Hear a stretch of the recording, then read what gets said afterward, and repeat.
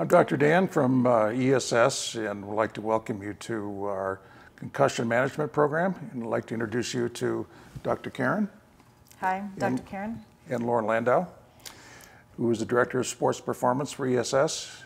And I have a couple of questions for Lauren. Lauren, you work with kids all the time and athletes all the time and their parents. What are some of the concerns that you're seeing that they have in regards to their kids in contact sports and concussions? Yeah, that's a really good question. I do work with a lot of athletes, youth, middle school, high school, and then professional who are in combative-based sports and also collision-based sports. And I will say in the last few years, you're really starting to see the parents take a greater interest in understanding more about concussions and understanding, setting up baselines, and is there a way to set up baselines? And if there is a way to set up baseline, then how often do you check? And unfortunately, until I was able to meet up with you and Dr. Karen, I didn't have the answers for that. So I think for the biggest concern that I tend to have is that there's really nobody giving these athletes, here's the plan. Okay, you've sustained a concussion. Now here's the plan. Here's what you can do. Here's what you can't do. Here's how we're going to retest you. And that's been the biggest kind of lack of bridging the gap, so to speak, from a concussion standpoint to getting back onto the playing field. Dr. Karen, can you talk a little bit about some of our different levels of programs for concussions at ESS? Sure. So we have a screening program that really involves a test that looks at what your baseline is in terms of attention and memory and how you go about problem solving, fluency, which is speed of processing, visual information and auditory information, and that's a baseline. And it's basically through the impact test as well as an interview with the athlete and the parents. It can also involve kind of a review of some academic information, because what we know is a lot of times kiddos who have learning disabilities or ADD will score on a screening measure in the invalid range. And it really has to do with their own personal baseline. It has to do with things that they bring to the table. And then the next level we really have is a far more comprehensive baseline, because we know that we have a lot of athletes, middle school and high school athletes, that really want to go on to play in college. And so if you have multiple concussions, that really does impact your ability to be the best student that you can possibly be. So our more comprehensive baseline looks at academic skills also. Because there's a lot of information about how to get back onto the playing field, but a lot of schools aren't as diligent about returning to school. And you can really overtax a young athlete if you don't really look at those kinds of abilities. Well, that's a good point. That's a very good point. Dr. Karen, many parents are very, very focused on getting their kids dental treatment and yearly checkups and yearly checkups with the doctors for physicals. What have you found at ESS that's really helpful that parents could kind of say, I could really use this for my kid every year? And how often should they take a look at their athlete taking these assessments? Truly, really, not only the baseline, but I would have someone look at my athlete once a year. We know that if you're a football player, probably 50% of high school football players sustain a concussion. Wow. In a lot of ways, it's probably the same for lacrosse, hockey. The other thing we know is that probably more than a third of those people never report the concussion. There's such a motivation to not miss playing time, but multiple concussions really build up over time. Colleges are being really, really diligent. If you have 3 grade 3 concussions, pretty much your playing career is over. And so if you can do things to really minimize the impact of concussions, you're going to be much more likely to continue athletic career. If we have them come in once a year, how long does it take? Truly, just the screening part is a 20 to 30 minute procedure, and then really an interview and collecting additional information. And what we really do know is that if you ask about how things are going in school, how things are going other places, you get a lot more information. It's not just truly how you do on this test. There's a lot more information that's involved. So there could be baselines every year that each athlete could have, and their parents would know just how well they're doing, so would they.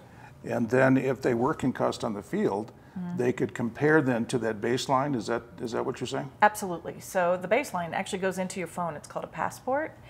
So if something happens on the field, the trainer or the coach or whoever the designated person is immediately can compare how they're doing at that point in time to what your baseline is. It's something you can, it's just like an app, you carry it with you on your phone. And we know all teenage athletes have their phones with them. So we have the screening once a year that they can do, and then the comprehensive baseline that's compared to the screening, just to see whether or not there's any difference. And then we then take a look at a protocol for them in recovery. How about post-concussion? Now, that's a big issue today in regards to just exactly what's happening to the brain and what's happening to their working memory and their visual memory and their balance and their speech. Absolutely. And so post-concussion management is really an individualized course of treatment, because it depends on, absolutely where you got hit, how significant was that concussion. The state of Colorado and the Colorado Department of Education has really strict guidelines around returning to play after you've had a concussion. But there's also, there's the athletes that don't recover after 3 weeks. There's also really strict things that should happen in the classroom, but a lot of schools aren't really following that. I had an athlete last night who had a really significant concussion just before the state high school tournament, and so he didn't play, but 2 days later he took a 2-hour Spanish test, which probably shouldn't have happened. So we can individualize that based on who the athlete is. So we really work with not only the parents and the athlete, but school systems. We interface with the medical community and vestibular therapists and a variety of different kinds of specialists to be able to help when needed, to offer a comprehensive program for concussion, and really to get the athlete back into their academics as well as back into their sport. What a great resource. I would have never thought about, the difference between back to the field and back to school. And also setting the baseline based on who they were before the incident as well, on their learning abilities or differences. So that's a remarkable resource. And Dr. Karen, what would you recommend for trainers to be able to look for for concussions for their kids? Because every kid might not come on in talking about concussion. And what can they look for that would be signs that they would maybe want to ask further questions? I think it's really important, because a lot of times kids will return to a trainer because they think it's not returning to play. And so a lot of times you'll have, kiddos, like you'll have visual things that are impacted. You'll see balance, headache, kind of chronic headache. Sometimes you'll see tremors. Really a child's ability to really manage stimuli, like if you're in a sport where people are throwing balls at you, they don't see that really carefully. Lacrosse players are much more likely to have a second concussion right away because they're not really quick at being able to see the ball coming at them. So I think it's really important for trainers, because I think a lot of times parents and athletes will think, okay, I can still go and lift, or I can run, or I can do this, because I'm not in a contact sport. Right, they're disassociating activity.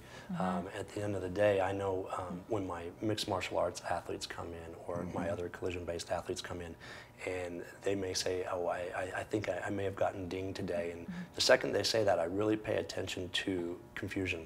Right. Are they confused if I ask them to do a warm-up exercise that we always do, and now they're taking a little bit longer to think about it or process it, and that gives me a pretty good indication when I need to pull back. It's good.